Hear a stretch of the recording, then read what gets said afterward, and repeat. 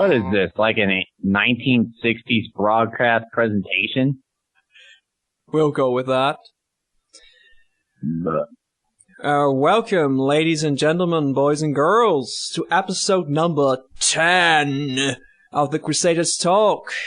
I am looking surprisingly good in a suit, Shade, and with me is, as always, the masterful, the one, the only Amonisis.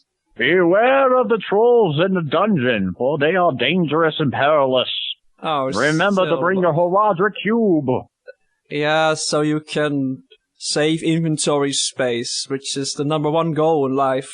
Save inventory space. Combine your quotations. Save all the inventory space. Did they increase inventory space? Wait a minute, why are we talking about this? Yeah. Isn't that interesting to talk about inventory space in Diablo? So as people who are listening to this not live recording, for which we apologize, it's not live, but you're listening to it now, so it's all okay, right? You can pretend it's live now. 100% free and safe of any cursing that might happen. Okay. Or, for instance, chicken. But our number one offender is not here. As you may notice, there is some pony missing. Which actually, I was gonna ask him. He's not here for personal reasons. It's okay. He's gonna be back next week, I think. But I was gonna delved into the land of Diablo himself, fighting demons and treacherous beings of unimaginable horror. Oh, right. His personal reason is he's trying to make inventory space. And hell. All the inventory space. I was gonna ask him, what happened to Sarf Week? There was no Sarf Week. What's going on? It happened, but it created a temporal loop, which made it so that it exists in its own little bubble of space and time. Oh, okay. Is the Doctor playing Diablo as well now? Yes. Yeah, he's actually having quite a bit of fun with it. So the topic of today's episode is not actually Diablo. It's something far more serious and far more lethal and far more hellish and deadly. We're talking about breakups. I'm not talking about, love hurts. That love thing. And that's as far as I'm going to go, because I don't want to get sued. Yeah, Stakes sued us again. That's actually why there were no episodes previous weeks. Exactly. We were just getting sued everywhere. Just sued all over the place. And they're actually suing us for using this as a really bad running gag, which is not funny at all. Stop it! The real reason why Sarf is not here is because they literally had to take his entire body as payment for being sued so much. Oh, hold on. My microphone is deciding to... Oh, goody. Well, isn't that great, folks? Live hiccups. 3 minutes in and Shade's microphone is breaking. No, it's just a precarious setup. If I get too close to this delicate machinery, everything just sort of clips and it becomes, like that Metallica album. Okay. I was making a terrific joke somewhere, but we got carried away with Diablo. What was it? I don't know. Breakups. I'm not talking about the Berlin Wall. Actually, it's not that funny. But before we talk about breakups, share our experiences and our advice. Maybe not all of our experiences, maybe not. I'm actually wondering if you have any awkward stories from your vacation time. Awkward stories of my vacation time. Let's see. Well, during my vacation, I went to Denver Comic-Con. That was pretty awesome. There weren't too many awkward stories, but I did get to talk to William Shatner for 11 seconds. That's pretty awkward. Yeah, well, it was funny and kind of awkward at the same time. See, what happened was, when he came out onto the panel, everyone stood up and cheered, "Yay, William Shatner, yay!" And I yelled, "I love you, William!" And then he kind of looked my way and just kind of like, "Yeah." And then then later on in the panel, he was answering questions and telling stories to go along with it, because, oh man, that man can talk about stories for hours, and I can listen to every word. Anyways, he was getting to a part within a story, and he couldn't remember the name of the certain thing, so he was just like, oh, great. I'm standing in front of 1,000 some odd people, and I can't remember the name of this. I feel a little embarrassed right now. And I yell, that's okay. We still love you, William. And he's like, yeah, you're that guy who said that he loved me before. Listen, buddy, I don't think that we're going to make some progress here. How about you try someone else here in the audience? And then the entire audience started laughing. Oh. So, you got us some free advertising at Comic-Con. I'm looking at this in the bright side. Did you just yell, hey, I bought a Pregnant Stallion Radio! Yes. Hey, surprise guest tonight, we're actually going to have William Shatner. Not really, but that would be so awesome. Next week, maybe? Did you get his number? Next week, perhaps. 11 seconds. I expect you to have gotten an autograph, a telephone number, his agent's numbers. No, but I cut off a lock of his wig. It was great. I'm kidding, by the way. Okay. Let's see. I also met 3 of the comic book writers for the My Little Pony comics, Andy Price, Katie Cook, and Tony Sleek. Fun fact, Tony Sleeks actually worked at a comic store that's in the Springs, which is the city that I live near, and it's actually the same comic store that I go to get my comics. And we got to talk at the panel. I asked them a bunch of questions, and they are genuinely nice people. And I got autographs out the yin-yang. See, that was what I was going to ask about, because if I was going to end up at Comic-Con somehow, via teleporter or, I don't know, a hell trip, I don't know, I would have gone to those IDW guys and hoped that Andy Price and Katie Cook are there, because, who was the other guy who was there? His name was Tony Sleek. Okay. And there was a fourth comic guy there. I think his name was, like, Tom Fowler. He was the guy who did the art for the Twilight micro series. Ah, yes. He's a nice guy too. I was a little bit disappointed about that. Actually, most of the micro series I'm a little bit disappointed by, because they made such a great standard with the first arc that I got a little bit overexcited, maybe. Oh well. It can't all be James. That's your opinion, and I disagree heartily. Oh, excellent. Well, I'm not dissing it, and it wasn't like, oh my goodness, a total failure. I was just thinking that the art style and the amount of detail, the amount of content they could squeeze in each panel in the first arc, that was amazing. Actually, second arc is pretty good too. Andy Price has a really good art style. I love it.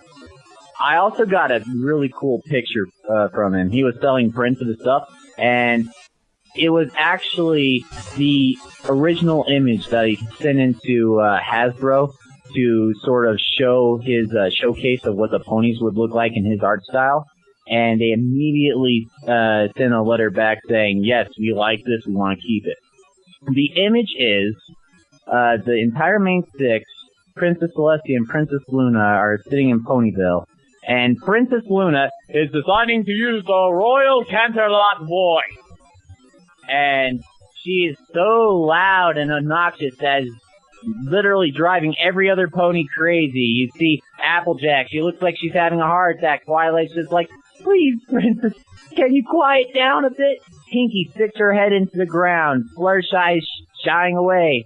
Rainbow Dash has her ears covered and is flying upside down. Rarity is having a Queen of Frankenstein moment where she is screaming, her hair standing on end and turning partially white, and Spike is holding onto a blankie. Even Celestia, it looks like she's just like, dear sister, can you please quiet down? And, oh, I love that image. It's sitting in my room right now. I dearly love it. You are making me slightly jealous. Fortunately, my trip was pretty nice, too. I got to see the wondrous natures of Finland once again, for like the sixth time. Yes, that's where... Did you forget about that? Did you give me an autograph from Children of Bodom? I like that band. Actually, funny story, actually. They actually rehearse and record, like, right there where I was hanging out. But no shit. No crap, really?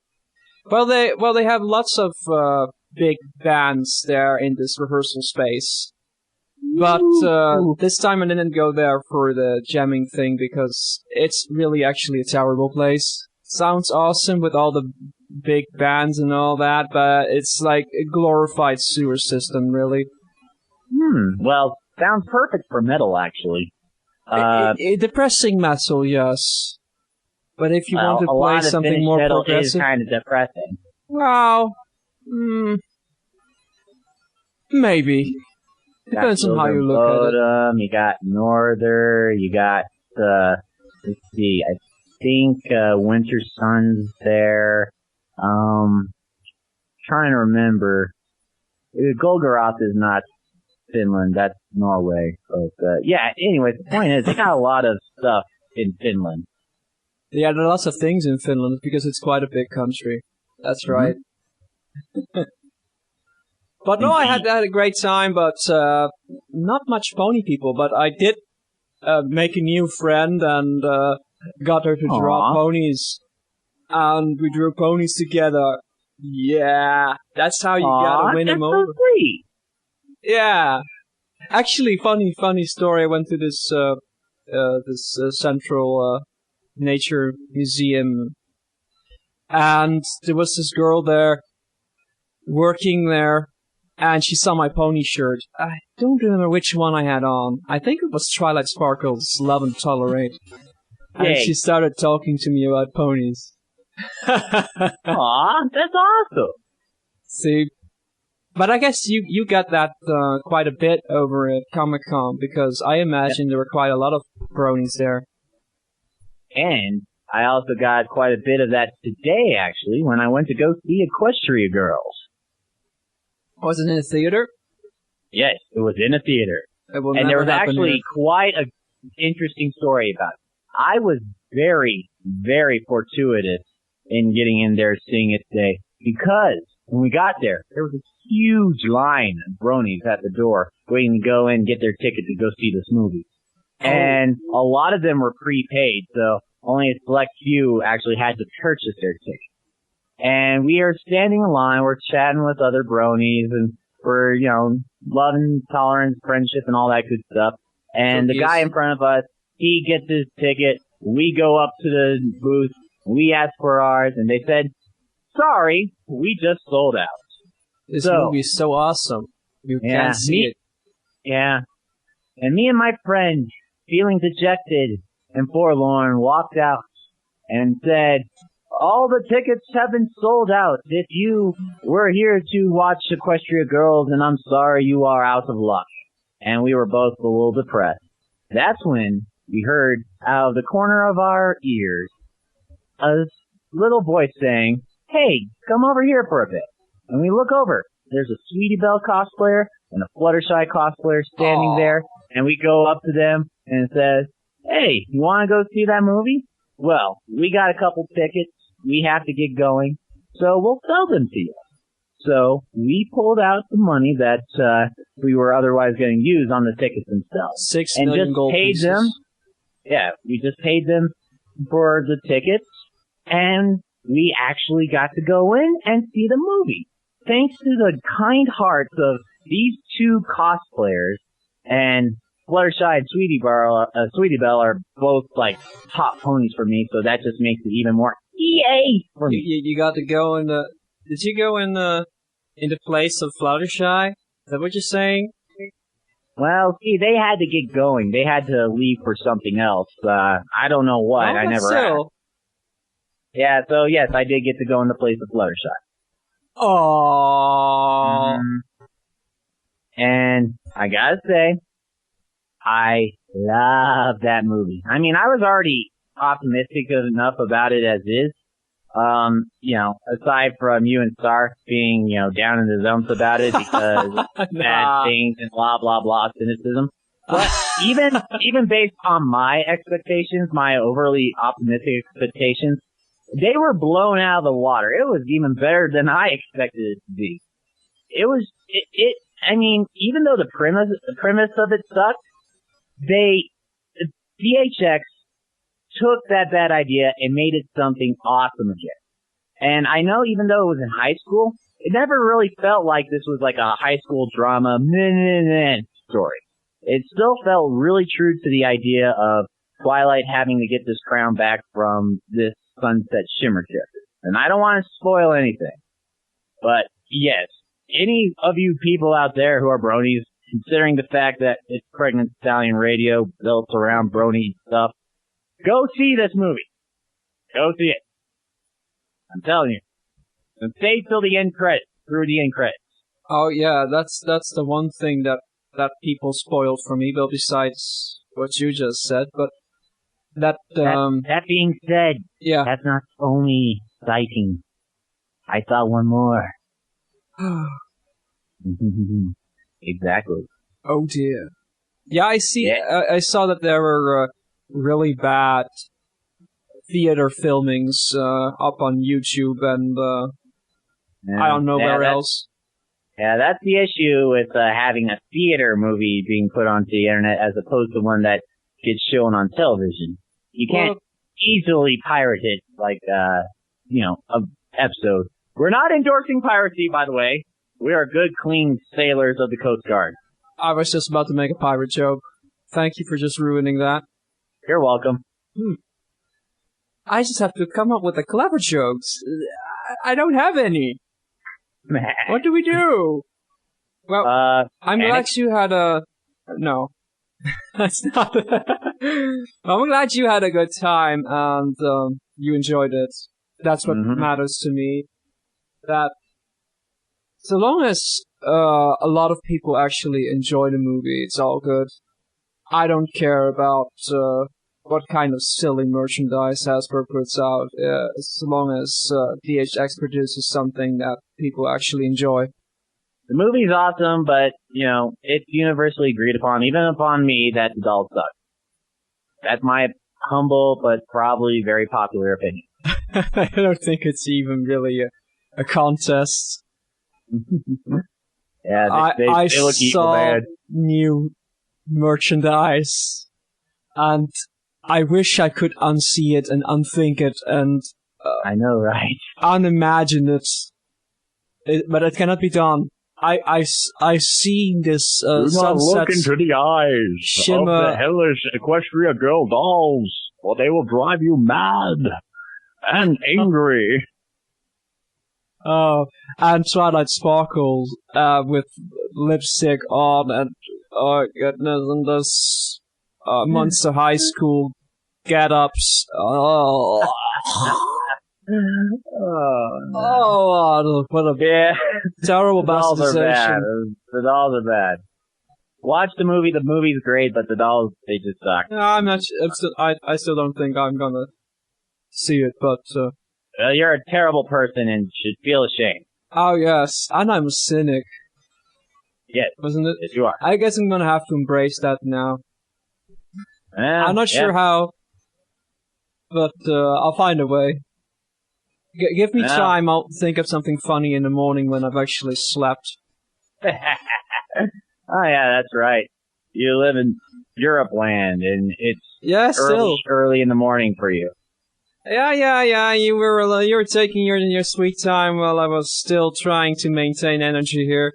But it's okay. It's okay.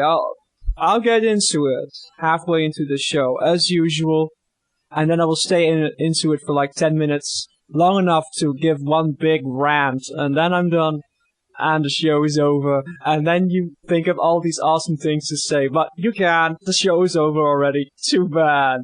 Yeah, I know, right? Well, fortunately, I've been having good-sized rants so far this show, so really? You're not alone, Shade. You're not alone. Well, and together we'll fill it with enough dialogue to choke James Joyce. Well, if we go on for like 2 hours longer, we'll actually be sued by Blizzard for getting all of the dialogue of Diablo into this thing. Hey! We're not grinding any rabbits here, so I think we're safe. Well, there's that. So, okay, shall we just dig into this topic thingy here we got here? Sure. Do you have a spoon and or other shoveling device? As I previously mentioned, I haven't any funny engine, so I have no witty retort there. Sorry. Oh, that's okay. No rejoinders. We'll oil you up tonight. and get you ready in the morning. Alright, so, topic thingy, because there have been some naysayers on the internet somewhere. There are, these corners of the internet where here's one listener, there's another listener, and then there's another corner of the internet of people who are like, whiny, I guess is the best way to put it. Because they listened to the show and they thought like, oh my god, these guys have nothing to talk about and well, this one is for you guys. Because I know that you're listening again. You just couldn't keep away. And we got a topic here. It's serious. It's breakups. And, we all want to break up with someone someday. And maybe you'll get the inspiration to break up with your loved ones after this episode. Or during the episode. Oh, yeah, that's great. After watching this episode, you're 50% more likely to break up with your partner. Have fun! Actual breakup not guaranteed. Okay, so I will just pull from the well of additional commentary that we've received upon posting this topic. Unfortunately, we didn't get any emails with fantastic breakup stories. I was hoping for at least breakup stories. I was hoping for at least one breakup murder confession or something that we could just pass along to the FBI or something. But I'm breaking up with you with a sledgehammer. Or they're gonna write me to tell me that they're breaking up with me. That would be interesting. Did you get the inspiration? That's a heartbreaker. Oh, are you breaking up with me tonight? Jade. How could you do that? How could you do that? Break my little heart. Oh, I feel so dejected and lonely. So unfortunately we didn't get any of that, but I think it has something to do with the fact that our posting schedule has been very, unreliable, I guess it's a good word. You and I were missing in action. Unreliable as a zombie in a butcher store. 2 episodes. And Sarf's bathing suit escapade went to another time dimension, as you previously stated. Previously, in fighting with Diablo himself. Yes, he's still fighting actually, which explains why he's not here tonight. And the last episode, he was also fighting Diablo. It's always Diablo. Or was it Bill? Maybe it was Bill or Mephisto, or is there some other guy? Yeah, those guys. Whose name I can't remember off the top of my head. Terror, hatred, and ice cream, I think. Yes, he was fighting ice cream. Lord of the Sunday. I wonder how that fight went. You must fight the terrible demons known as Jimmies. Their multicolored exterior betrays their truly flavorless taste. So, to keep up with that, here's the first piece of content that was bestowed upon us via Twitter. It was a suggestion, like a topic suggestion, or a mini topic suggestion. Breakups. Thanks, Feino, for offering this great suggestion. He was asking for our input on the idea of stabilizing relationships by procuring children, which is, I guess, kind of like, just to translate this, setting fire to your nuclear power plant to stabilize it. Well, man, I guess that's one way to put it. Seeing as I don't have children, I can't tell you from first-hand experience if that works. However, if you're trying to have a kid to save a relationship, well, I really don't know the psychology behind that. I mean, it may work, but it seems like a big thing to do to try to mend an unstable relationship to me. It's like the ice is thin, so you're dropping a rock on it hoping that the water is shallow type thing to me. That's what it seems to me. It's also one of those cases where, okay, so you're on edge and your relationship is all like breaking down. It's like, oh, will it last? Will it not last? Oh, please. Oh, last hope. Let's add like 1 million responsibilities to share around and add extra stress factors around. And oh, yeah, by the way, we're now also responsible for the well-being of this mini person here.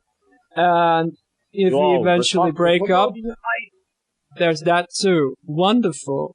So you can ruin more than just 2 lives. You can ruin a 3rd.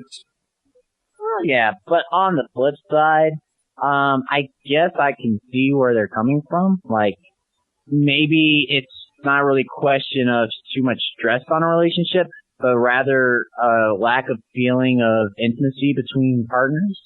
And having a child really kind of sparked that feeling again of, connectivity, that you now have this new person in your life that now is the most important thing to you. And between you and your loved one, you set aside your differences because you know that whatever problems you have, they just pale in comparison to the love that you have for this new child. So I guess I could see the flip side to that. Would I still recommend it? I'm on the fence about it. I would say double absolutely not. Not if it's the last thing in life that you could possibly do. Don't. That's my advice. Mm-hmm. I just want to balance out that nuance. Usually I'm could go one way or the other, but on this issue I think it's about the dumbest thing you could possibly do. There's one thing about relationships that are approaching the possibility of failure, or failure in the sense that they will end, not failure in that they have been wrong or whatever. This idea is, oh my goodness, what are you doing? Like I said, I think it really is situational to what is causing the relationship to be bad. And like I said, I don't know enough about it to really expound on it, so take whatever I say with a good, healthy dose of salt. It's never a lack of babies that's responsible for messing up your relationship. Well, I know it's not a lack of babies, but a baby may or may not hold the cure. Really? They have cures inside them? I think you've been playing too much Diablo. Well, sometimes when you kill an enemy mob, they drop a nice shiny weapon. Crack open a couple of babies. You hear here first, guys. Exactly. I cracked open a baby once, got a full set of armor. It was sweet. Oh, a love potion. This is wonderful. Now you can give this piece of armor to your loved one, and all of a sudden they will appreciate you and have respect for you, and you will set aside your differences. No, seriously, I'm a little bit surprised. I'm not gonna thrash you or anything, but I'm a little bit surprised you're on the fence on this one. What does it take for me to topple you over to the side of reason?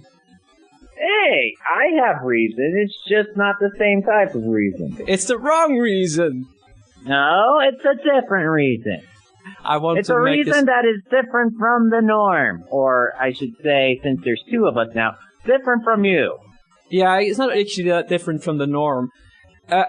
It's actually quite a common approach, and from what I've seen, it never actually works. But it does destroy other people's lives in the process quite regularly. These statistics, of course, made up on the spot, but yeah, I'm speaking from a little bit of experience, at least from second-hand experience, but still experience. I heard it from a guy who heard it from a guy who heard it from another guy who heard it from a girl who heard it from a guy that it really was really bad. No, I know. I'm just playing with you. Well, I had a friend once. Not a friend anymore, because she went crazy. And I think it happened after the baby. It's sometimes that happens. You poop out a baby and you just go... But sometimes it happens.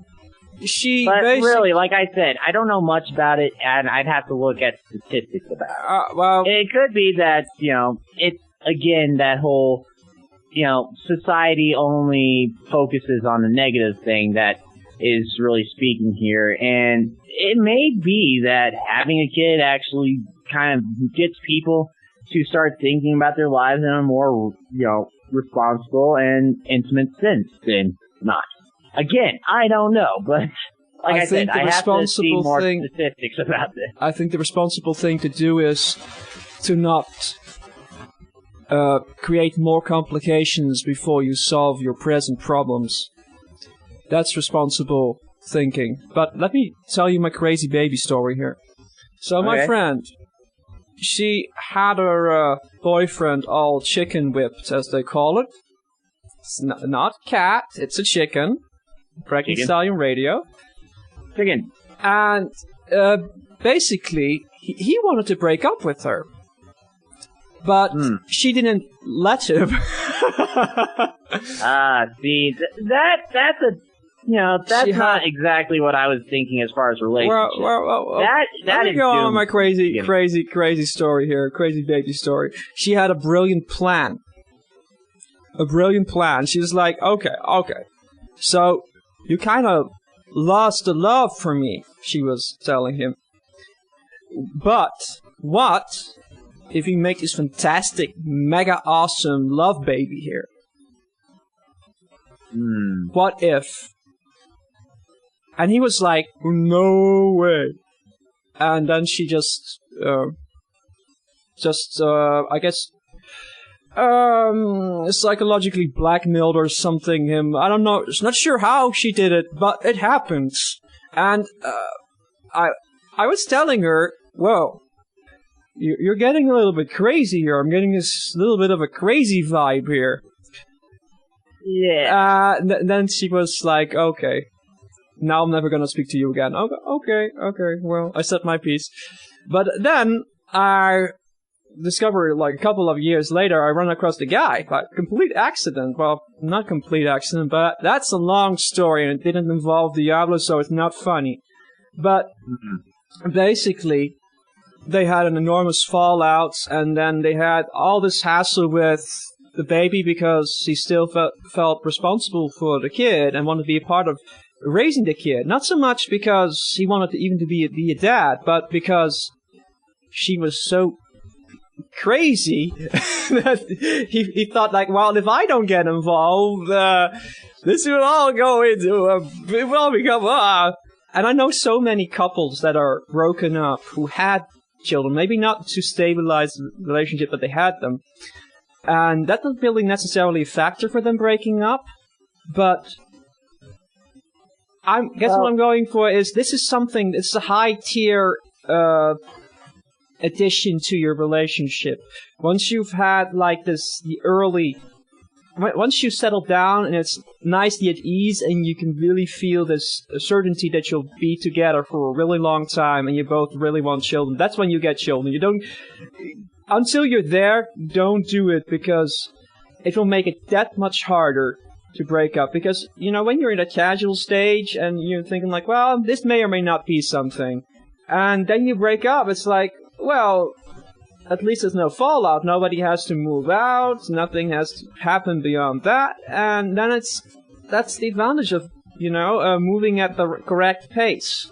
And once you're in an unstable relationship and you're just leaping forward and let's just hope for the best. Maybe a couple of babies, and if one doesn't work, maybe 3 more will help.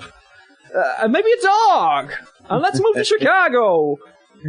Or to the Bahamas. Let's play golf. Okay. Well, for starters, your story made me think of the overly obsessed girlfriend meme. Like, you want to break up with me? I'm going to have a kid with you so you can never break up with me. Yeah, so in that situation, I completely agree with you. That shouldn't have happened. Because it was obviously not a mutual relationship at that point. she was the only one that wanted him, and he wanted to get out of it. So right there shows that it was not going to really work. And throwing a kid into that was more of a long-lasting legal version of hostage than anything. Yes. That being said, the situation that I had in my mind for why this could possibly work was more of along the lines of two people who, they do love each other. However, they feel like their relationship has gotten stale in some places, where they're not as active as they used to be anymore, or, things are not feeling as intimate or strong or passionate.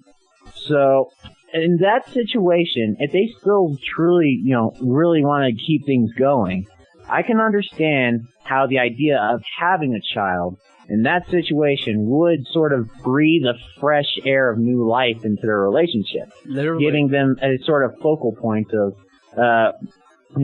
intimate relationship, not only with their spouse, but with their new kid as well. And it's more of a mutual thing at that point. And instead of being another problem and leap of faith type thing, it's more of an acting engine to get more feeling and expressive, what's the word I'm looking for?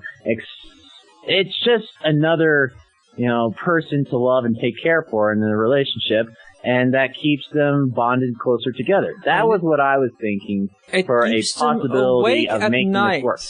That's keeps them awake at all times. And they have to divide duties. Who does the diapers? Who does? Yeah, that's actually. Yeah. But I'm thinking that these two people are the two people in my hypothetical situation are relatively normal, level-headed people to certain degrees. And it's not a question of being too stressed out or having way more responsibility or unwanted attention, but rather just needing something new to happen in their life that gives the relationship more meaning. It's not a utility so much as just a new path to take. A new baby creature. Exactly. But a new little pink sausage thing. Actually, this brings up a neat little thing, because this is one of those cases where people start dreading the breakup because they're together and things have sort of stabilized. And this happens in almost every non-Hollywood relationship. At some point, your super OMG passion slowly dies out in a relationship. Don't think it will not happen. After a couple of years, maybe it will take like 5 years, but at some point you will just chill out.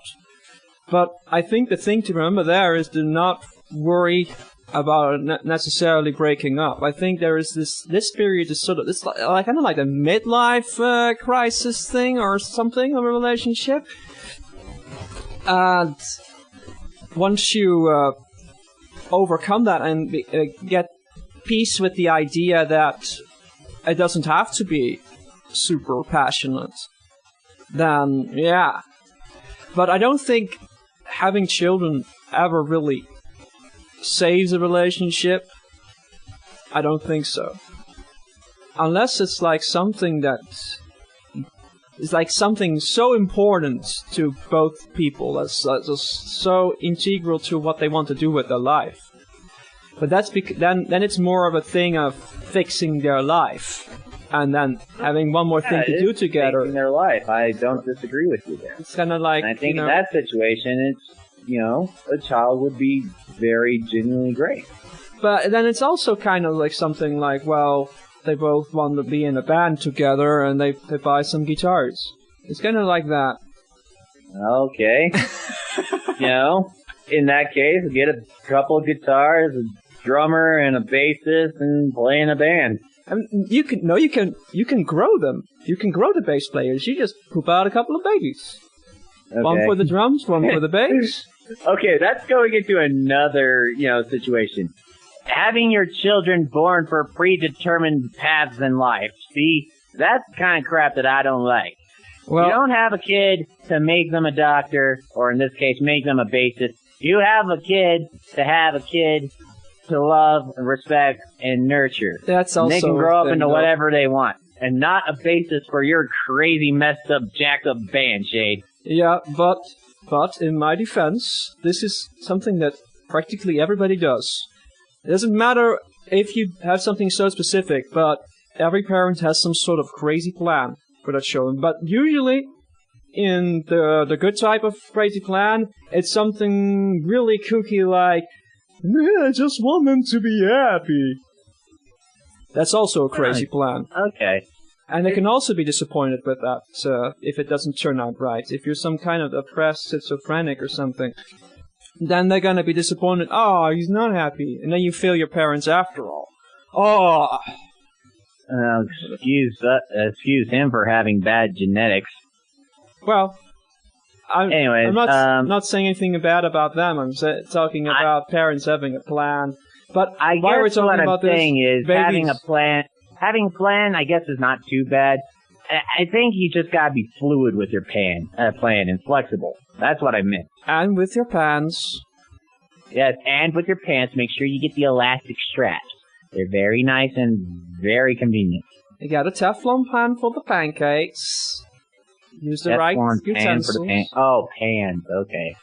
Yeah, talking about pans. I thought you said pants. I'm like, oh, okay. That I like makes pants too. sense. No. Can I have a pants pancake? Sure. Just cover my shorts in maple syrup and eat them. Sarf's not tasty. here, so you can't do that. Aw. Why does Sarf have to be, in a bathing suit, eating Diablo and killing pancakes? I just want to make it clear that, to anybody listening, this is not actually a cover-up for the great maple syrup floods going on in Alberta right now. It's Every not year that. in Canada, a great maple syrup flood is responsible for the lives of thousands of Canadians everywhere, trapping them in a maple syrupy tomb for which they cannot escape. Unless... For only 5 cents a day, you can help a Canadian out of their maple syrup prison. You Hi, can I'm sponsor Amonisis, and I approve this message. You can sponsor a Mountie to save them. Sponsor a That's a funny thing. Riding a Actually, wild Malamutes. No. Funny thing, actually. I remember going on the Brony meme base thing, and they had a picture of a Mountie on his horse. And apparently, they give these little brands on the horses in the shape of a maple leaf. So the horses there actually have cutie marks. Oh, yes. They're all talented in Canada. Oh, their talents are being Canadian. Hey. Oh, just something to do with maple syrup, I guess. Mm-hmm. Either maple syrup, being incredibly nice, or playing hockey. So, we got a second suggestion on Twitter. I don't know if she wants to even be named, but she posited the idea that we talk about, rather than breaking up, taking a break from the relationship, and she says that sometimes it saves the relationship. So, I can understand that. There's a reason why therapists do, therapist advised breakups, just taking a break from the relationship. Going advise breakups. I like that. Well, you go to relationship therapy. Trial separation. That's the words I was looking for. No, anyway, trial separation and date other people and kind of spark the idea in your head that, oh man, I miss my spouse and I realize why I chose him or her over this schmuck right here. What, me? Yeah. I mean, oh geez, this guy, he's so annoying. He won't top stocking. He won't top stocking me. He's stocking all of my top all the time. Oh goodness. You go yay, to we're adding relationship. spoonerisms into the show. Yay! You go to your relationship therapy there, and it's just like, just taking one look at the both of you and going like, just break up. It's better for everyone. Yeah, it's not gonna work. Oh God, I don't even know why you decided to come in here. It should be plainly obvious. I'm so God. Why did you pay me $60 an hour for me to say this obvious thing? Look at your hair types, and you might as well be airy. paying me to tell you the sky is blue. Yes. Now break up already. Kiss and break up. Okay, no one take that last bit of dialogue between us seriously. We're trying to be serious with this, we really are. Okay, let me just throw a bucket of seriousness on this one, because I honestly think that this taking a break from relationship thing, I don't really buy it. I mean, there's the exception, and in this case, I can actually see some cases around me where there's a potential of actually being successful, but I'm gonna just take a wild gander that in almost every case where you're taking a break from a relationship rather than breaking up, it's one of two things, or two of two things. One, you are too afraid, too cowardly to actually break up. So what you're doing is like, no, it's not you, it's me, I won't need to be alone for about 6 years, so that hopefully they'll forget about you, and then you didn't actually have to say, I want to break up with you. And that's so much easier. The second possibility is you're scared of being alone. You recognize that the relationship you're in is just not gonna work, but you're thinking, but if I don't have a relationship, how am I a valid human being? What is my life worth without a relationship, and I would be alone? And we are here to tell you that there are many things worse than being alone. One of them is being in the same room with Diablo, while you're just a level 1 character and you have a full inventory. Just say. Diablo is the worst boyfriend you can ever have. Seriously. He does not put down the toilet seat. Oh. He always stays out late. And he'll also probably flay your flesh and have you burned for eternity. But, you know, it's just not good. He doesn't have a good track record for relationships. And if you ever find yourself in a relationship with him, please sincerely think about, you know, breaking it off with him. Diablo, he's not good. But break up in the presence of a good friend, like a level 90 paladin that he can heal you once he uses that fire electricity attack on you. Mm-hmm. Because you don't want to do that alone. Yeah, totally. That's a lot of damage. Going on this, you know, way back into the beginning of time when you started talking about the reason why they have trial separations. While I do not disagree with you on the fact that some of those cases would be, you know, people too afraid to actually break up or are afraid of being alone. However, I can't help but think that even though those may be good and popular reasons for it, that it's not the whole shebang and shouldn't take up the majority of the ideas. Or if it does, it shouldn't take up that much of the majority. I think maybe in certain situations, having that trial separation sort of takes along the same mentality of you don't know what you got till it's gone.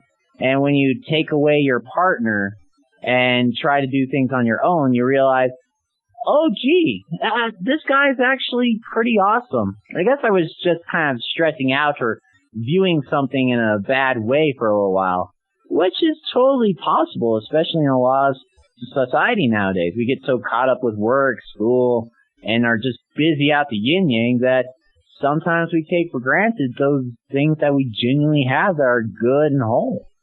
And I would sincerely believe that if trial separation, you know, was such a good thing that's why they have a lot of couples do that, especially if they really don't want to break up with each other. I think that, a lot of relationships could benefit from, being apart, on the sense that, knowing what life is without them can spark the reason why you love to live with them. Well, that's my take on it. Actually, I think the idea of just spending time alone is an integral part of being in a successful relationship in general. And that's probably why my position is a little bit different than yours, because I kind of see that as if you're all stressed out and your relationship is this big factor in that, what does that say about your relationship? Because it shouldn't have to be this hellish journey into the 6th level of the abyss, It shouldn't be that difficult. If you're not comfortable enough around each other to actually maintain relationshipness, that doesn't really bode well. And what I want to caution against is taking breaks, getting back together, taking breaks, repeating that over and over again, but not actually changing any of the integral factors of the relationship in general, which is, it might be true if people actually adjust their attitude regarding having a relationship, that things might be easier and better. But not necessarily that it's an on-off switch where you just have to charge up and then suddenly, now I realize the error of my ways and all that. Well, how about just considering that everybody needs their alone time and it's okay to not spend every day together and not involving them in all of your drama, if that's such a big factor. I don't know. This is kind of my perspective. I don't think that your perspective is invalid. I guess it also has something to do with definition of taking a break from relationship, because if you're having a break where it's this sort of this separation thing that you're mentioning, it's kind of like toning back the relationship status to casual, which makes more sense to me. If the dedicated relationship isn't quite working, put it to casual, where you see each other like once in every so-and-so time, and you're like getting through high school or something, whatever it is, and you're thinking like, well, this is a long-distance relationship, let's have a little break thingamajiggy here and see where we stand a year from now. And then you might meet somebody else that you like more, or you might not. You might change your position in life, your attitude, and things might look better or worse in the relationship, and then That's something entirely different, I think, to, this relationship, it's so heavy, and so, just the relationship itself being the factor. And then deciding, well, let's just not see each other for 3 months or something, or whatever. But still maintaining this official relationship status, rather than dialing it back. I think trial separations are like 3 months. That's a little excessive. Oh, well, I'm just picking up a number. Oh, okay. Number. 16 years apart. Will your love last? Yes, go to your therapist. Give you a 16-year trial separation. Yeah, that... How does it feel? Okay, you go back to see your lover Johnny? when you're 38 years old. Is that you? Hey! Oh, I love you so much. This time apart really put things in perspective for me. Yes. And all you know, the other person's been married for 10 years and has 2 kids of their own. I was gonna say, Yes, I remember you. You're the flower lady. Flower lady. The one with the roses, right? Is your name Annie? No, that was my high school crush. The girl I murdered to break up with, because she wouldn't take no for an answer. And just as advice from Uncle Jimmy Bob, if she says no, just wrap a chain link fence around her neck. That's how we do things around here. I think she says I yes. could go for a good old-fashioned wedding like that. Never had a chain wedding in 15 years. Yeah. Okay. Anyways, going off of what you said, yeah, I can understand while in some, your ideas of a relationship, being able to, take breaks on and off with your respective partner, letting them kind of breathe while still kind of, casually being together. I think that's, it would help, create a more stable relationship. But if you ask me, asking people to be like that is a little bit idealistic. Lovers, love is a very passionate and sometimes goes against logic.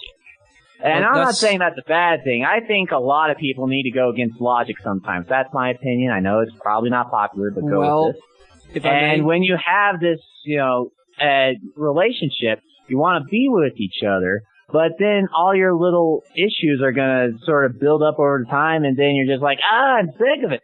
So that trial separation allows you to cool down. So it's kind of like going with your casual relationships idea, except taking it to a much further extreme and then sort of breaking up for a little bit, and then those kind of fires would be able to see what their life is like without this other person again. And if they truly are committed to that relationship, they will start seeing why they love this person, why they want to be with this person, despite all the crap that they have to deal with, all the drama and whatnot. Because if you're going to be in a relationship, in my opinion, you have to be able to deal with drama, because life with love is both awesome and very crappy at times. And that's what love is. You have to be able to confront, and this is the intellectual part of a relationship, that it is necessary. And it might be idealistic, but maybe it's just so that most relationships are doomed to end in breakup. And I say doomed just because it's a funny word, not because it's, like the end of the book. You're doomed! No, but seriously, like you're saying, things build up and all that. Well, one of the cornerstones of a good relationship is healthy communication. And I'm not buying this. This is not a solution to just not do that, and then after a couple of months, it's like, I'm not saying that. And then everything is. What I'm saying. What I'm saying is that people, good communication is important. I am not denying that. I think relationships need good communication. I fully support it. I'm just saying that sometimes people don't have good communication. And that's where you get people that need those trial separations. So they learn what it's like to be without them, so that they're willing to give up some of their pride and ego to communicate. I'm not going against you on this. I like communication. I'm just saying that that's my idea behind the reasoning of the trial separation. Well, I think that it's not really idealistic expectation to weave it into your... No. I'm talking about something else. You wouldn't have to be there. No. I'm talking about the idea of weaving it into your relationship, that you actually intellectually approach the idea that you don't have to do everything together. And, because some people, they don't understand this. Sorry, my microphone. Okay. Some people actually have the idea that now that they're in a relationship, they have to do everything together. And that's just gonna destroy you. You're gonna end up in a breakup worse than Hiroshima. It's just gonna be all over the place, littered with baby shards on the left side and dog bits on the right. It's not gonna be pretty. So what you do, and this is where you go like, my emotions say this. No. Don't listen to your emotions, Bob. When it comes to these kind of big relationship decisions, you turn off that emotional side of your brain, and you just go with a logical roundup in your brain, and you go, okay, what if when Charlene is playing guitar in the band on Friday, I go walk the dog for 16 hours straight in the park?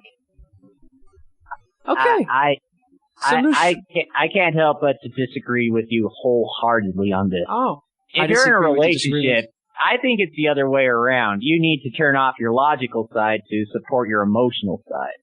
Because even though it's a good health, you need a balance of logic and emotion. Overall, a relationship is an emotional bond. It's not going to be a logical bond. So I think for big relationship decisions, it's not going to be the logical reason that saves the day. A logical reason will help stabilize things, but if you're in a position where you are kind of falling apart, you need that emotional side to really spark things again. Well, that to me is what's needed, not so much the logical parts as much as the emotional. The emotional parts tell you what you want, and the big thing that you want is to have a lasting relationship and to be sane and happy. So that's where you go like, okay, now I'm going to analyze this. How do I do this? And then you realize like, oh, maybe I shouldn't spend every minute with them. And then you work from there. That's what I'm saying. Okay. Of course, every relationship. I understand you can't have that is both logic and emotion there. That's not just simply logic. Well, once you rationalize what you're actually feeling and what you actually want and all the things that you're feeling, you can then, think of things in a more level-headed manner and go like, well, okay, well, how do I capitalize on this and how do I avoid baby shards and dog bits? That's what I'm saying. Baby shards and dog bits. That's an interesting turn of phrase. I was mentioning, like that explosion, the fallout. Okay. Well, aren't we nice and balanced and all discussionary on this? All those naysayers, they're just, they're in awe. They were proven wrong. Look at this. It's content here. Wow. Even I'm impressed. I'm like, wow, the Sarf's not even here. Mm-hmm. It's just all of this that we just have in us. It's just amazing. Let's take a short moment to just think about this. Okay, I thought about it. You done? Yes. What was I thinking about again? The thing. Which is the next thing that we should probably... Do you want to talk about all your nasty breakups on live on... or not live, semi-live on the radio? Well, I've only had two actual breakups, and they were both online, so you can definitely argue whether they were real or not. And I had one real-life thing, which wasn't really a relationship, but I wanted it to be a relationship, so it still kind of sucked in the end for me. I know those. Yeah. Let's see. That one was a girl that I had a crush on in high school, and I really had a huge crush on her, and which was definitely interesting because I've never really had that big of a crush on people before. I know this is kind of going into an off area, but as an INFP, which is one of the Myers-Briggs thingies, I am always looking for like a very passionate relationship. So unless if I feel the spark for someone, I don't usually pursue it. This girl, I was feeling the emotions for her. I was feeling that sort of spark with her. So I asked her to the prom, and she accepted, and I guess it was more of my inexperience than anything, but I definitely was a bit too clingy. I will admit that is a fault of mine. And she really just in the end wanted to be friends. And it did break my heart a bit, but it's been 4 years now, so I'm over it.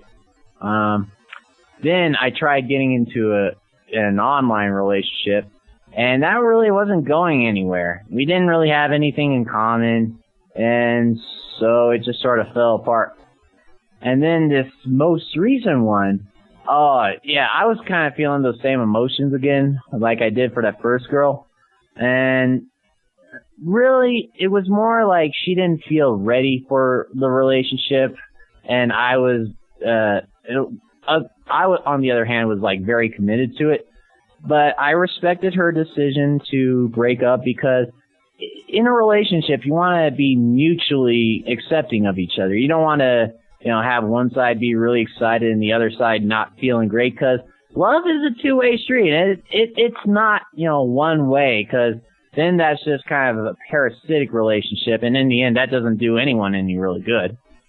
So we broke that up, but we're still good friends to this day. She's very kind and awesome person. And you know who you are if you do hear this, and I still love you as a friend.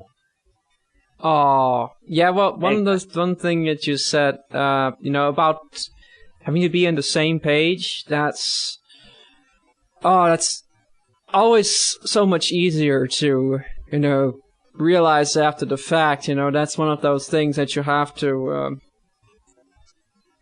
you have to think that with your mind brain.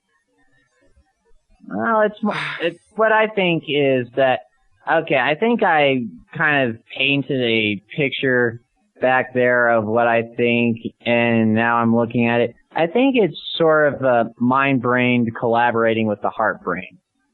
I think you need both logic and emotional side to really make a relationship work.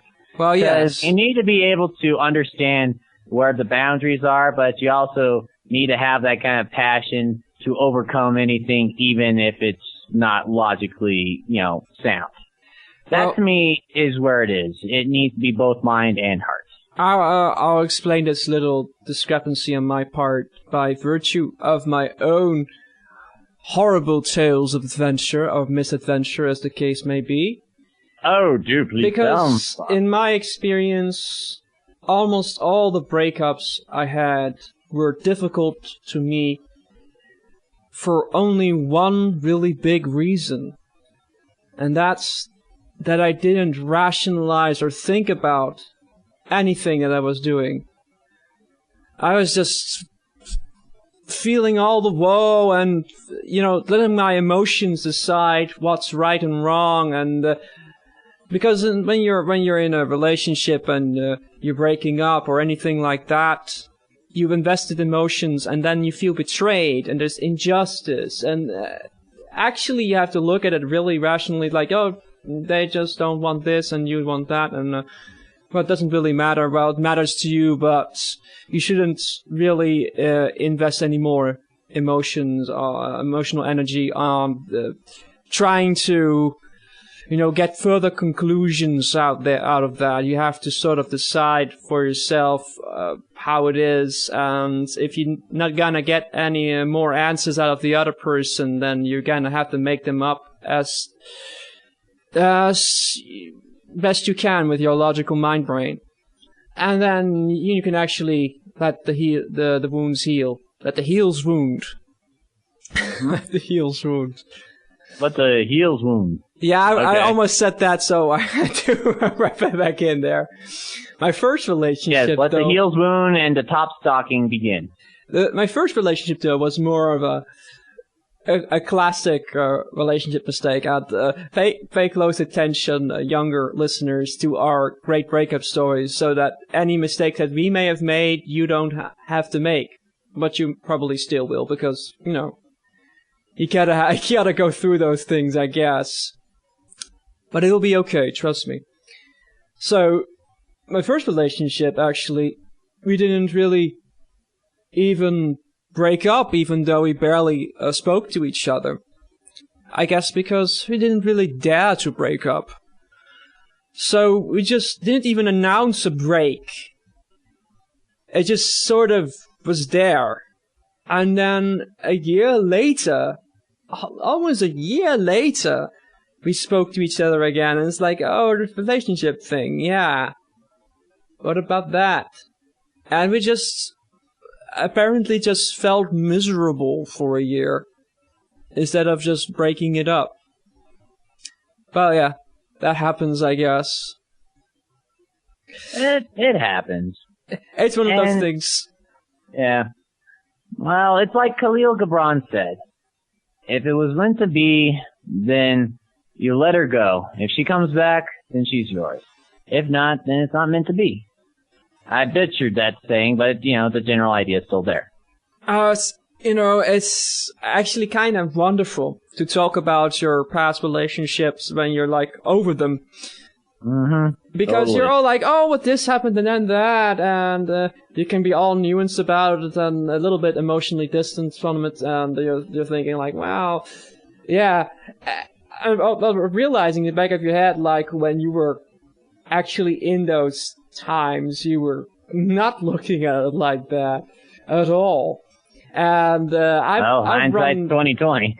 I've run into in the more recent times. I've run into potential relationships and not really relationships, but wanting it to be relationships. Those kind of things, and just from my perspective, it's been a case of people not really knowing or announcing what they really want.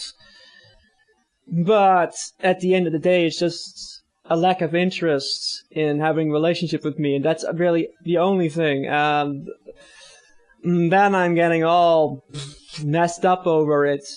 But I'm past it now, so I can look back at it almost cold-hearted like that and just say, like, well, I'm not really a relationship guy.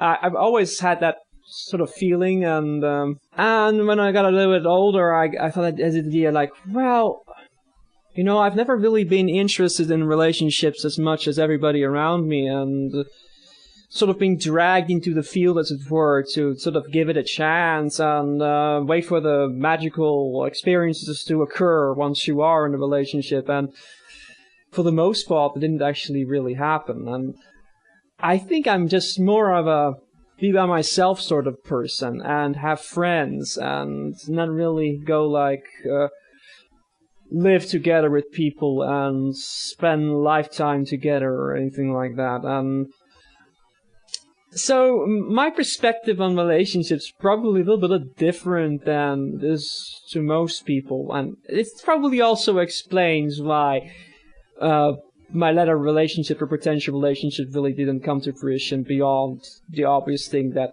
well, maybe they weren't interested in me and maybe I was, me. But I do think it plays a factor.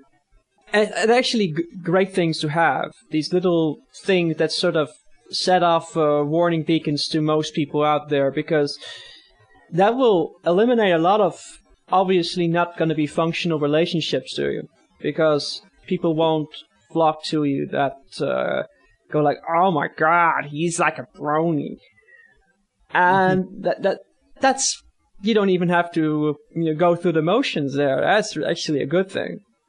Yep. Yeah. If you find the one for you, they're not really going to care too much about your eccentricities. They're going to love you for all the good and all the bad. So they're going to be like, even if they're like kind of about the bronies, they won't care. They'd be like, you're a brony. That's all right. You got a cute ass to back that up, so it's all what? good. Hey, I was leaving out my horrible shortcomings because this is a PG-13 show, and now you're gonna just run the train come over on, that? you can bleep that out. Oh, it's not about the words. Okay, but 13-year-old's gonna be thinking about butts. all And the it's time. more the way they approach all it. the time. But I'm not actually talking about hobbies because, everybody respects each other's hobbies, even though I actually rather that scenario myself. But it was more of a case of like, you're a giant nerd, or however they want to phrase it. And You're a giant nerd, and I love that about you. That's the girl you want. She's a girl that knows just as much about Earthbound 3 as you do. Woo-hoo. She's the girl that has an original replica of Link's Master Sword and Hylian shield sitting in her den. She's the girl that will make any kind of pony picture for you, whether SFW or NSFW, whatever you like. She is that kind of girl for you, my friend. And she has a level 90 paladin. A level 90 paladin. She is the girl you take to fight Diablo, and she'll either help you or save your butt when you're in trouble. and then you can finally break up with Diablo. Exactly. She will help you break up with Diablo. And that's what true relationship people are for. Well, do we have any, besides our en passant mumblings and meanderings, do we have any advice for people who want to break up with someone and where to hide the bodies or something like that? Is that what we're gonna do? Remember, before you hide a body, make sure that you have one of two things. Either A, an incinerator, or B, a grinder. And also, make sure you have a good idea for a location that is not impossible to get to, but it's so far off the beaten track that no other person would think of going in that direction. I was thinking of that when you bury them and then pour ammonia over their bodies to remove any signs of prints or disturbances, then you are more likely to get off scot-free than not. Oh, I was thinking about that trick they brought up in The Sopranos, where they just put the body in this meat grinder and feed it to the pigs. Oh, yes. I didn't see that. Also, speaking of The Sopranos, rest in peace, Gandolfini. You rest in our hearts. What, he's retired from World of Warcraft now? No, he retired from life. Oh. He broke up? Yeah, his heart broke up with his body by having a heart attack, and now he is passed away. Oh. Yes. I'm thinking of a way of bringing up Diablo into this, but it might be a bit heartless. Oh, wait, that was scratch this. Oh, I can't, there's no way back from this. Sorry, okay. Where were we? Oh, right, final advice or something. We gave enough advice. People write in if we didn't have given enough advice and all that. We can be reached at crusadersadvice@gmail.com, or you can go to the blogs. This is usually the part where Sarf comes in and actually tells me where these are found. I did not do my homework, but you can go to pregnantstallionradio.tumblr.com and find the other blog there, probably, if you prefer doing it that way. But email's great. Maybe we actually did get email. Because for all we know, we could have got all the email. We actually might have gotten all these topical emails. I'm sorry, we didn't actually check if we got any. Wow. We got all the emails from this show before anyone has ever seen it. I'm so sorry. We're so professional, oh my goodness. Yes, we're top quality, grade A professionalism right here, folks. So, before we worry about the horrible issue of figuring out a great topic of discussion for next week and communicating that with our listeners and somehow getting the okay from Sarf even though he's not here, I do have some silly, not really most of them related items I found on the internet. It's the thingy that we do sometimes. This is the best part of the show because you might get new news from the bridge theft or something. You want to hear about this? Okay. This is actually kind of related. I got this item because relationships have different meanings and statuses depending on what sort of culture you're situated in. So like in many cultures, originally relationships were more like partnerships, and then you go like, now we poop out babies, and it's all good. Poop out babies. It's all good because those little Christ babies, they're gonna take the promised land, and or they're gonna make our fathers proud and all that. So I got this item here from is it last week? Maybe 2 weeks ago. So, and this is from India. So I try my best to talk in funny voice. But I will not be able to maintain that. I do not think that is culturally sensitive there, State. I will Thank you, come again. In bad Russian accent because it is totally inappropriate and live translate from actually German. So, in Russian voice. Okay. So, this is from New Delhi. A man who goes to bed with a woman with the pretenses of actually marrying her, can be charged with rape. That's the recent ruling of the High Court in New Delhi. Okay, so this case happened. A woman, she felt cheated because she slept with a man, and then the man said, well, see you later. Ha ha ha ha. So, she was really upset, and she went to the police, because that's what you do there. She go to the police, and okay,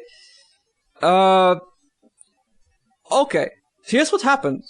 She went to the police, and the police got involved, so he had to marry her. Just stop for a moment here. What kind of weird world is this? Okay, but it's a different culture, man. Different culture, but okay, so it's just a really messed up culture. But okay, that's culturally insensitive. Okay, yeah, that's culturally insensitive, okay, bro. but it's still messed up. Yeah.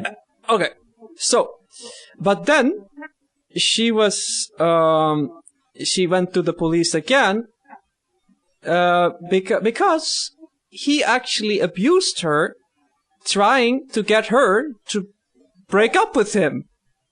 Because he was like locked in this situation where he had to be in the relationship he didn't want to be in. Okay, and now he is put in put in a cell or something, and it's all rape. And okay, so this marriage thingy. You know what I mentioned earlier in this episode. I said that there are worse things than being alone. Mm-hmm. This thing to me is a little bit. I know it's different culture. Where in India it's sort of you make a partnership with somebody you barely know. And then you start breeding and pooping out babies left and right, and dogs and babies. And it's a great thing because you make your daddy and your mommy proud, and that's all that matters. But again, I think that's taking a little bit of liberty with stereotypes there.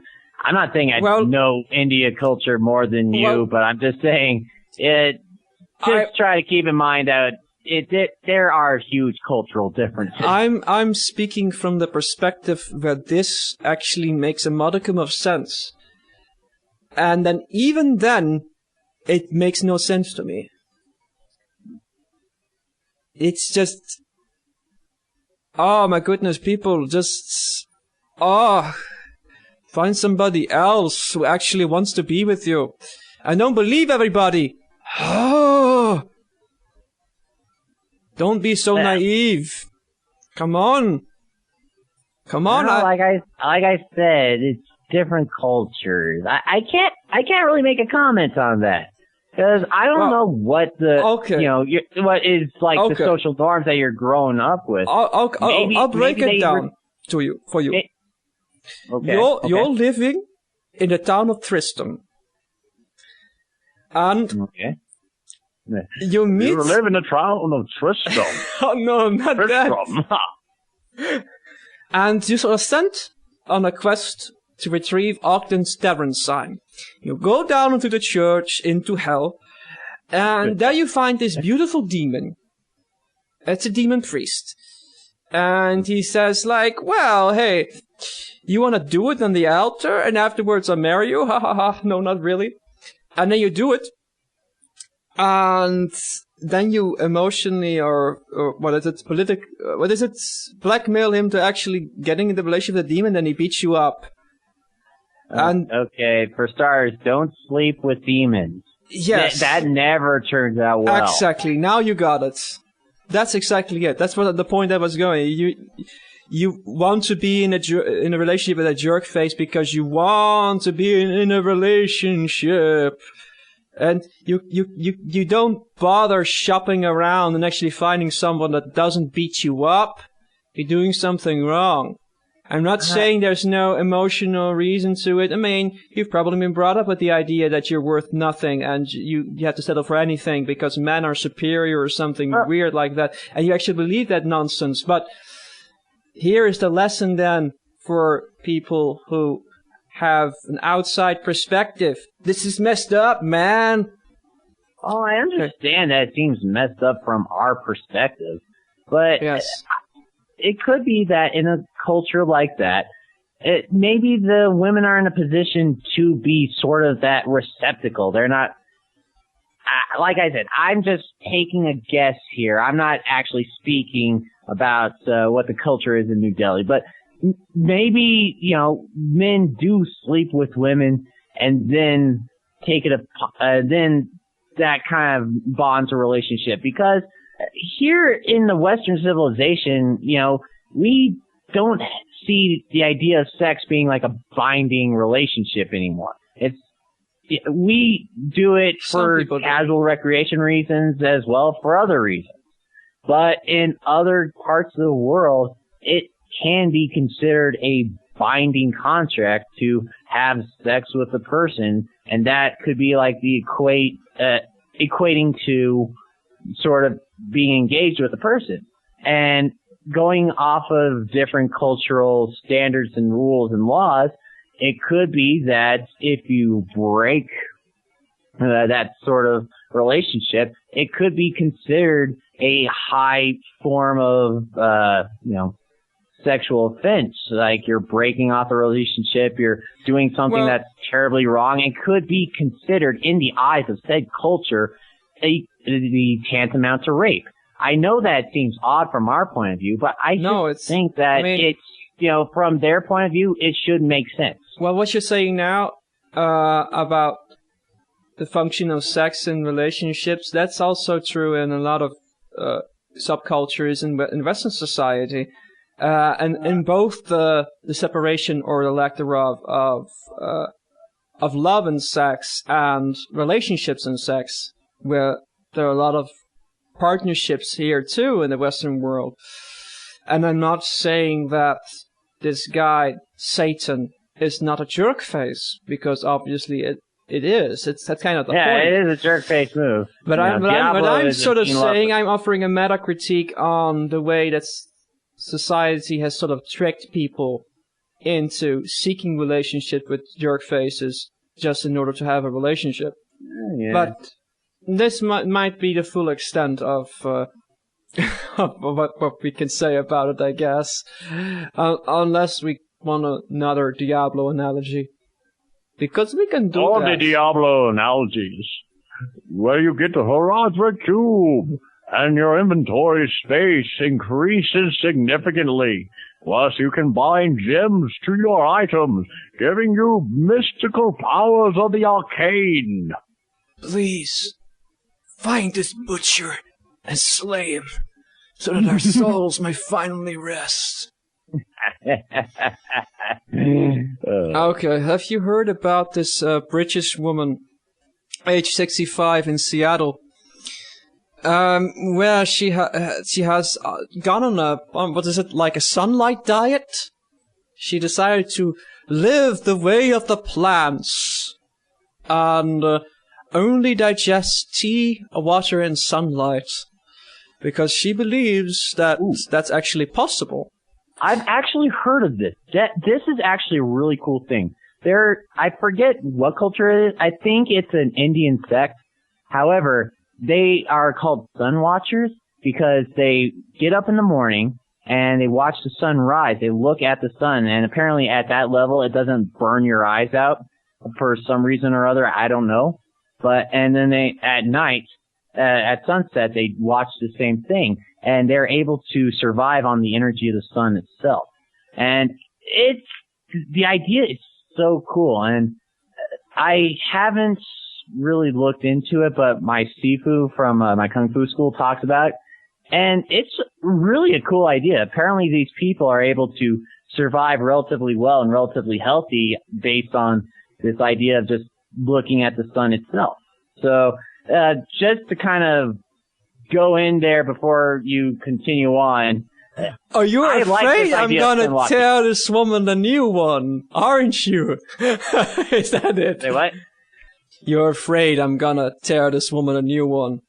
Well, I'm just putting it out there before you say anything that the idea of using the sun as a method of gaining the sustenance and life-sustaining ability is not as far out.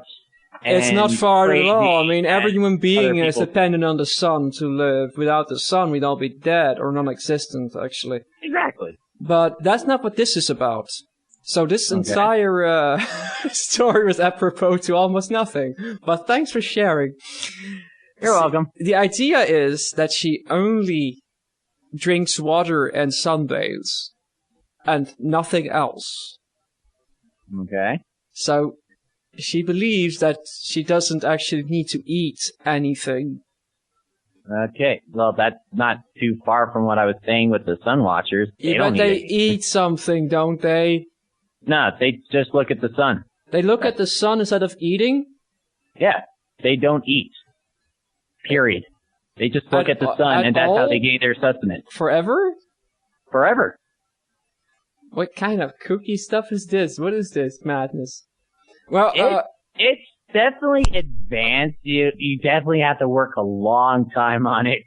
Multiple years before you get to the level where you don't need to eat food. Oh, but there is a point in where you can go without food by doing this. Okay. And I think they drink water, but you know, that's about it. They drink water, they look at the sun.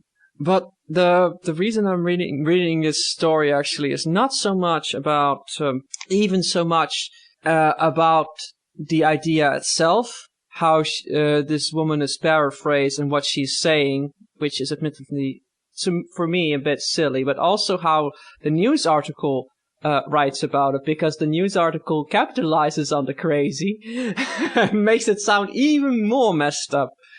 Yay, crazy. Yeah, so she had to stop her sunlight diet. She'd been going for 47 days. Chicken. That's impressive. But she had to stop for financial reasons. And she wrote on Facebook, which is the best place to write this, that she has to leave her trailer for financial reasons. But she sees that as a message from the universe that it's time to stop. Okay, so doctors and people around her were worried that she was gonna die or something. But she says that doctors look at it from too scientific a side, or that's a bad translation, but hey, this is in German again. You have to sort of make that make sense in your own head, but you know what she's saying, right? She's like, oh, doctors, you look at it from the science side, but you shouldn't do that. They look at it from like the purely biological, physical level side. I think what she's talking about is that she's talking from a more sort of chakra median related side, which is not as readily seen by scientific methods, but rather is grown through sort of more Eastern traditional medicine and meditation. I think that's what she means. Well, I think how this diet potentially works and how it managed to work for that. Because I've gone on diets where I don't eat for extended periods of time. And after a week, I admittedly feel quite a little bit weak, but I adjust my lifestyle to just include more rest, because the more more physical activities you exert, the more sustenance you need. So I guess she was just sitting there in a trailer. I think that's actually stated in the article. Yeah, but 47 days, the average person can only live for 2 weeks without food. 47 days is well over a month. It's like I think nearly a month and a half. I think the average person can go on for a bit longer than that, but because a rich person, you typically associate with that with like food and stuff. However, she wasn't eating anything. No, I'm talking about like that people in the Western world they've got a lot of built-up supply to go on, and then if you tell them not to eat for a month, they'll probably make it. But that's neither here nor there. I just wanted to bring up this funny story because I thought it was kind of a little bit out there. Yeah, Honestly. it is a bit out there. Unfortunately, I've heard of this kind of stuff before, so I just started stepping all over it. I'm sorry. Well, that's okay, because it adds an entirely new perspective. I've heard about that, but I haven't actually associated it with this particular case, where she's talking about a light period and all that. And I was those sun watchers you were calling. I heard about that. I thought that they still like ate like plain rice or something every once in a while. These guys, they go without food. They go hardcore. Just rely on the sun. It's very hardcore. You have to train for a long time to do it. But when you can do it, you can do it. For 90 years, and then you can go without food for the rest of your life. Well, yeah. Well, I see what you did there. I see. There was actually this one story a while back of this yogi who claimed that for most of his life that he has not eaten anything or have drank anything.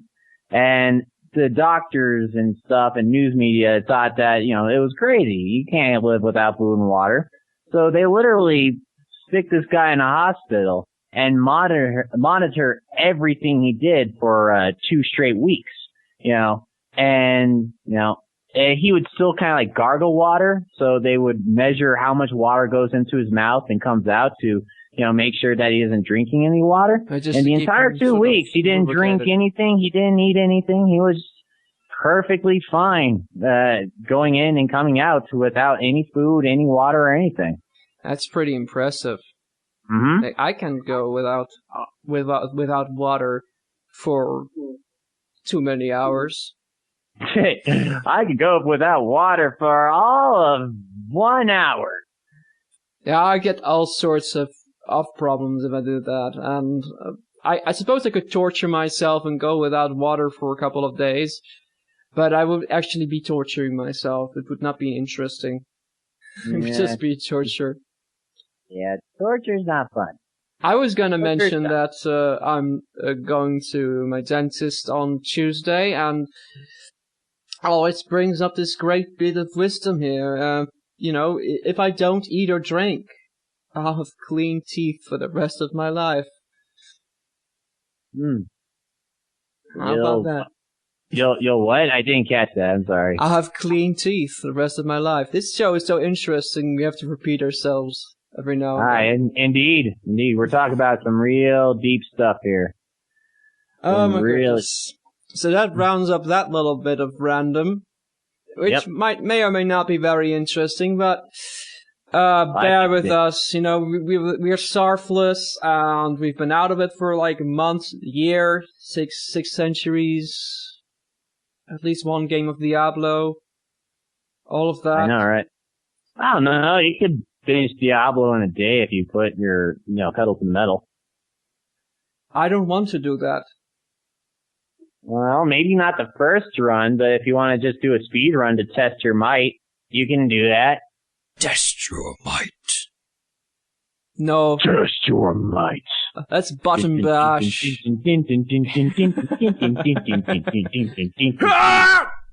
Mortal Kombat! All these silly things. So, do you have a nice idea to discuss next week? Presumably. Sarf's underwear. Man. Write in about questions concerning Sarf's underwear, suggestions. Can you still hear me? Because Skype's crashing. Oh, is it crashing? We are currently experiencing technical difficulties. Sorry about that. My Skype decided to crash at the very worst moment. Oh, that was okay. I mean, this is not live anyway. I didn't even have to entertain anyone. I could just sit here and wait for you to come back. Perfect. Oh, isn't that wonderful? But you realize why Skype crashed, right? It was my topic suggestion. Your topic suggestion? What was that? Yeah, topic suggestion was that we discuss Sarf's underwear, and then I called for people to write in with suggestions what kind of underwear to wear, asking what he's wearing right now and all that. Maybe that's not a good idea. I guess that's why my Skype crashed. It was too hot to handle. Oh, is that it? Yeah. I heard it was something else, but let's not go into that. Oh, dear me. So, maybe we need a better topic than that. So, I guess unless you have a great one right at the top of your head, we'll have to convene and not be able to give you the topic until later this week, when it's probably a little bit too late. But okay. Who could win in a fight? Me, Sarf, or Shade? That's totally a great topic. We'll be able to talk about that for hours. But this is more like a poll, isn't it? It's not really a topic where we can just... Or maybe they can write in, like, what kind of weapons would you use? Okay. What's your favorite pony? You have to ask. Seriously? Oh, that will be a landmine of a question right there. So nothing will survive. Easy. I mean, Amonisis has Fluttershy, Sarf has Sweetie Belle. It's so easy. And I think people know mine. So Santa Claus. He's a pony, right? He has the worst cutie mark. Yeah, but I think you're not supposed to see his ass. I mean butt, sorry. Oh, thanks. Oh, that... Just in time. You saved it. Oh.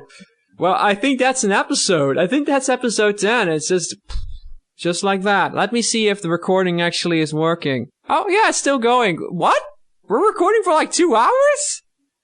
What the heck is this? We barely said anything. We made a 2-hour episode, man. But we just basically said, like, what have you been doing? Oh, breakups, yeah. Well, I disagree with you. I disagree with you, too. Here's some more stuff. Random stuff.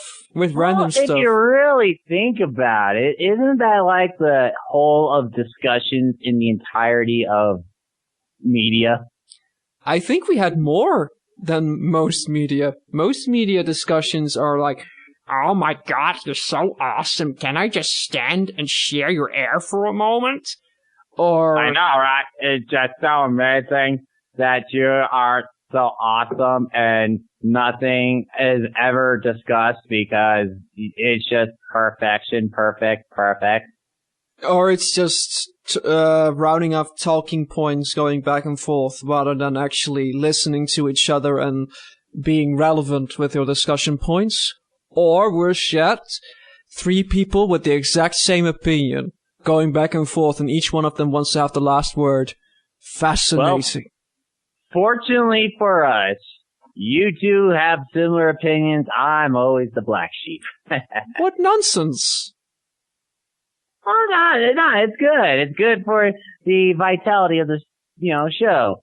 Cause who wants to hear, people agreeing with each other all the time, huh? You need to have some conflict.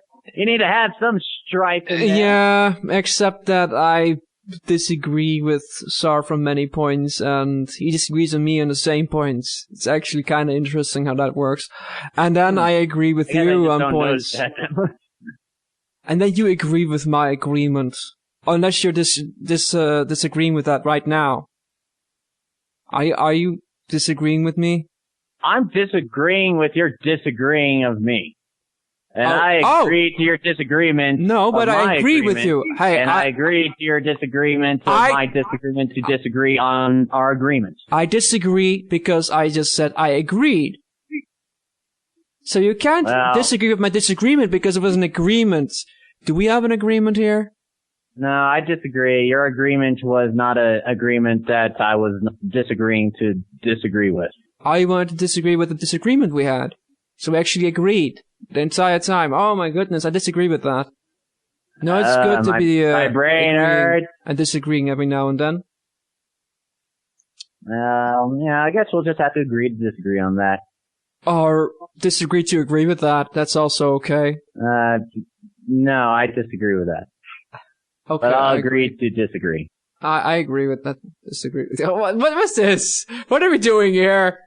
We can go for a few more hours. Blame you. Like this. And the sun is shining outside. It's going to be a beautiful day. And people at home, Really? they want to get back to their life. It's dark. It's very dark outside. But don't you feel sad for the people that are listening to this and they can't actually prematurely stop the recording? They can't stop it, and they have to go through all the way. It's like a trial by fire or trial by separation, depending on how you look at it. Yes, the trial separation, which was in the episode. Oh, it was so pertinent. Oh, look at us being clever. That is a falling brick joke if I ever heard one. Bro hoof. Grow up. Okay.